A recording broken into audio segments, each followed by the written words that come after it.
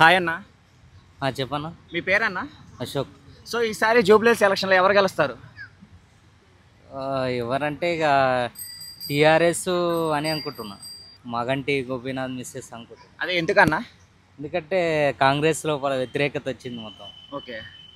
ఏమి హామీలు నెరవేర్చలేదు, దానికోసం అని చెప్పి వ్యతిరేకత వచ్చినందుకు టీఆర్ఎస్ బాగా విన్ అవుతాయని సపోర్ట్ చేస్తున్నారు. ప్రజలు కూడా అదే అనుకుంటున్నారు. ఓకే. నవీన్ యాదవ్ గెలవరంటారా? ఏమో చెప్పలేము అది కూడా.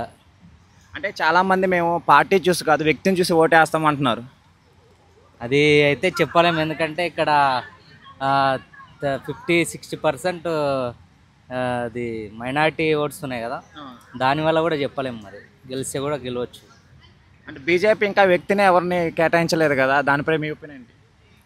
బీజేపీ అంటే ఇప్పుడు బీజేపీ కూడా మళ్ళీ చెప్పలేము, అది వ్యక్తిని బట్టి కూడా అభ్యర్థిని ప్రకటించలేదు కదన్న. అది ప్రకటిస్తారు. ఇంకా ఇప్పుడు ఇద్దరు వచ్చేసినాయి కదా, అది కూడా త్వరలో ప్రకటిస్తారు ఇక. సో చాలా వరకు నవీన్ యాదవ్ గెలుస్తారని చెప్పి అంటున్నారు. చెప్పలేము ఇక. నవీన్ యాదవ్ అంటే 50-50 ఓకే అంతే. అంటే మీరు ఏమంటున్నారు? సానుభూతి ఓట్లు పడేదానికి అవకాశాలు ఎక్కువ ఉన్నాయంటున్నారా? సానుభూతి ఓట్లే పడతాయి. వ్యతిరేకత వచ్చింది కానీ అయినా కూడా చాలా వరకు ఇంకా రేవంత్ రెడ్డిని చూద్దాము అంటున్నారు కదా. రేవంత్ రెడ్డి ఇది అయిపోయింది అన్న. ఇంకా 2 yearsలో ఏం చేసిండు చెప్పు? మొత్తం అవి సగమే చేసి పడేసిండు. ఈ ఇండ్లు అంటావా, అది సగం చేసి పడేసిండు. రైతు బంధు సగమే చేసిండు. రైతుల లోపల కూడా వ్యతిరేకత వచ్చింది. రుణమాఫీ కూడా మొత్తానికి చేసలేడు. 70 చేసిండు, 30% మిగిలిపోయిండ్రు. అంతం సగం చేస్తున్నారు కాబట్టి ప్రజలకు కూడా కొద్దిగా వ్యతిరేకత వచ్చింది. ఓకే.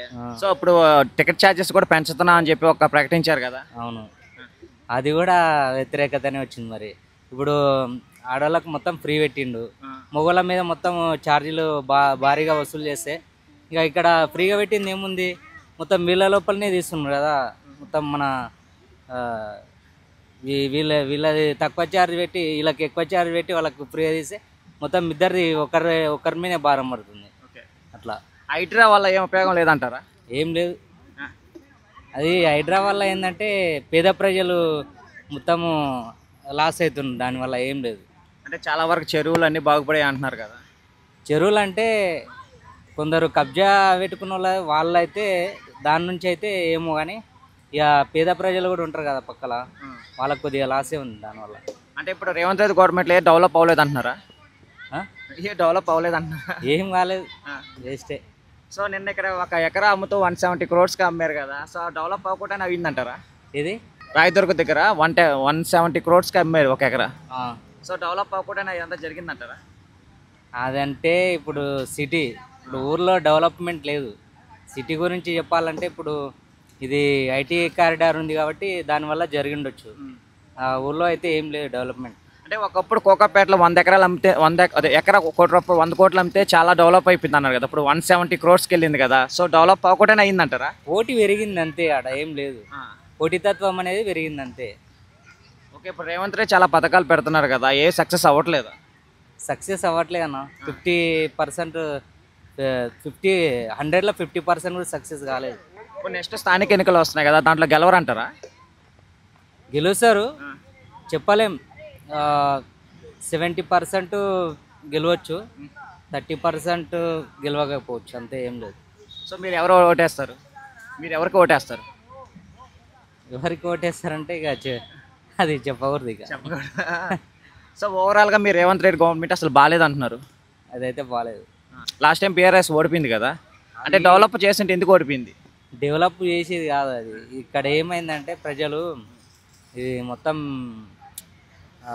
పథకాలు పెట్టిండు కదా, మొత్తం 6 గ్యారెంటీలు అనేవి, దానికి కొద్దిగా లొంగిపోయి అట్లా చేసిండ్రు అంతేగాని ఉచిత హామీలు అవన్నీ ఇచ్చిండు కదా, దానివల్ల కొద్దిగా ప్రజల లోపల కొద్దిగా నమ్మకం అని ఏర్పడి అట్లా ఓటేసిండు. కానీ బీఆర్ఎస్ని నమ్మకం లేక కాదు, బీఆర్ఎస్ని నమ్మకం లేక కాదు, కొద్దిగా ఇది కాంగ్రెస్ మీద 6 గ్యారెంటీలు ఉచిత హామీలు ఇచ్చిన దాని నమ్మకంతోనే వేసిండు అట్లా. అంటే మీరు పార్టీ చూసి ఓటేస్తారా, వ్యక్తిని చూసి ఓటేస్తారా? వ్యక్తిని చూసి ఓటేస్తాం. ఎందుకు? వ్యక్తి మంచివాడైతే కాన్స్టిట్యున్సీ కూడా కొద్దిగా మంచి పోకూడదు. అంటే నవీన్ యాదవ్ మీద చాలా పాజిటివ్ ఒపీనియన్ ఉంది కదా, ఎప్పుడు వెళ్ళినా కూడా సహాయం చేస్తారు అని. అదైతే వాస్తవమే, చెప్పలేం మళ్ళా. ఓకే అన్న, థ్యాంక్ యూ. ఓకే.